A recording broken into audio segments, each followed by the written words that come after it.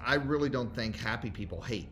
And so if you have someone hating on you, you just have to ask yourself, are they even happy? Or if you find yourself hating on someone, are you happy in that moment? Like, where is the spirit coming from? And so I think that when you talk about haters, just remember this, that anything that's disruptive, anything that's new, anytime you're putting your magic out in the world, you can expect pushback. You can expect people to throw stones at you, because there's a lot more cynics and critics. Misery loves company, so to speak. And I think that we can learn a lot. I remember Jay-Z. Most of you know who Jay-Z is, for real.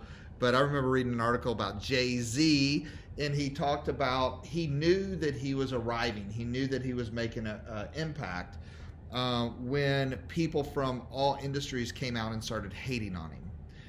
He said, I knew that I had arrived at that moment in time. And so there's a lot of different ways to look at it. I think the most important thing is not to buy into someone else's opinion, and don't let that become your reality. And it's easier said than done, especially if you're being attacked, right?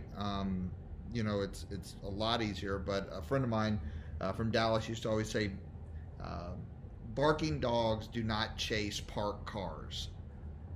Barking dogs don't chase parked cars. So if you're going to do something, it's important, again, just to expect it. And it reminds me of a project that I started, and we were looking to evolve it, and we did. And this project, the company took off, right? We put 1.9 million people onto a platform in less than 45 days. And it was a big concept. It was a big vision. And we attracted, everyone in the world. But the most important thing that I learned through that process was your frenemies, right? Was people that became your friends when they thought you had something to offer to them. But then they were quickly to shift with your enemies if it didn't work out the way they thought. And we were so popular. We were in the top 20 most visited websites in the world for about 60 days. We were featured in TechCrunch. And I would love to say that we were featured because of all the innovation that we were wanting to do. But the reality of it is we weren't prepared for that level of success, right? That level of success, that level of impact crushed our platform. And so what happened at that time is every cynic, every critic in the world came out for one reason. They wanted our traffic, and they started posting as much negative stuff as they could about me personally and about the company, because that is what people read. That was their search engine. That was their optimization process, because they wanted to steal traffic. Because as you went to read their blogs or their articles, they were making money off of visits. They were making money off of views. They were making money off ads that they were serving up. And so, but for me, the impact emotionally was the same. Because the intention was to win. The intention was to do great. The whole concept was about showing people their ripple effect in the world and the power that one person can have. And, the learning lesson that I gained was just huge, that, big visions move people, both from a standpoint of inspiring people and also of creating contrast, creating polarization of people that aren't moving people, right? And they would rather tear you down than build themselves up, or congratulate someone for their courage, or congratulate someone for having the strength to fail. And I just want to,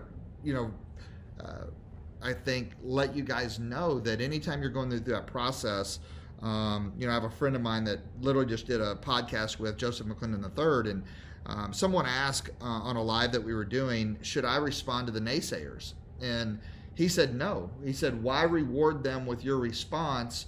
Because they want you to feed into their negativity. And I tend to agree with him. I mean, I think the best way to respond to naysayers or haters is to continue your path forward, to go win in the open market, to keep shining, to keep throwing your magic out there. And, just remember that you're not going to be 100% with everyone. It's impossible. The minute you do that, the minute you become a people pleaser, right? And then you lose your own identity. You lose what you're standing for. Remember the Harry Potter principle, right? And J.K. Rowling talks about it whenever she wrote the book Harry Potter, because she got a ton of hate. And she said, listen, for some people to love you, there's got to be people to hate you. And in marketing and business and in life, it's important that everyone remembers that in order to have greatness, you also have to have something that's not so great. It's called polarization. It's the only way that we can truly be grateful for the positive things that are going on in the world. A quote that I think is really, really amazing is a quote that I read years ago, and it said, "Great poetry terrifies the herd. Great poetry terrifies the herd." And, think about that as you're going out and you're becoming the poet, and you're writing your own poetry as a metaphor as the journey of your life, is keep going. And, remember that as human beings, the next time you criticize or condemn, look at the fingers pointing back at you. When someone's going out and trying to do something for the positive, or they're trying to spread something from a position of doing better, or inspiring more, or wanting to make an impact, remember that they're only human. There's not anybody that's perfect in this world. So I think it's super important to realize that you have to continue to lead with love for the haters. And part of that process, if you want to deconstruct why they're hating, it can give you broader understanding to have more empathy. So deconstruct, like, are they even happy? I can tell you 99% of the people that criticize, condemn, or become a hater they're sad, they're miserable, they're frustrated, or they failed miserably before and they haven't had the courage to get back up. So it's a lot easier to blame, shame, and justify and try to stop people that are attempting to do something that they didn't.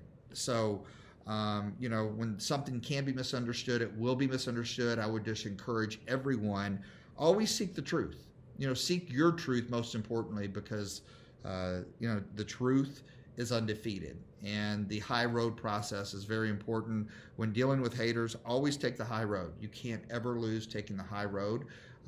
Business mentor of mine back in 2006, 2007 told me one time, he said, listen, Brian, you're so great on people, but the minute you get around the critics and the criticizers and the people that aren't going anywhere, when you get around the herd, they just drag you down into the gutter.